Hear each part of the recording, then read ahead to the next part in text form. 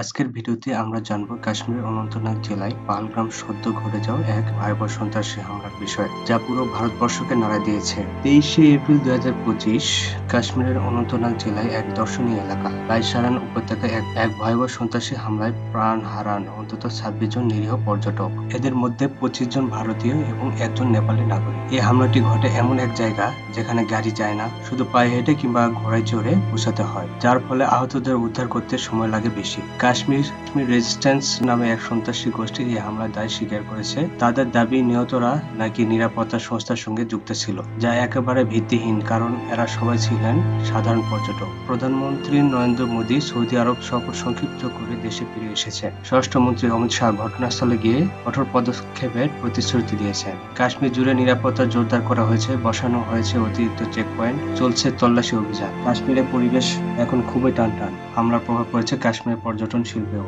আতঙ্কে অনেক পর্যটক ফিরে যাচ্ছেন। বিমান সংস্থাগুলো দিচ্ছে অতিরিক্ত ফ্লাইট ও ছাড়। স্থানীয় রাজনৈতিক দল ও সাধারণ জনগণ এই নির্মম ঘটনার প্রতিবাদে কাশ্মীর বন্ধের ডাক দিয়েছে। সন্ত্রাস কখনো কোনো সমস্যার সমাধান হতে পারে না। আমাদের প্রার্থনা নিহতদের পরিবারের সঙ্গে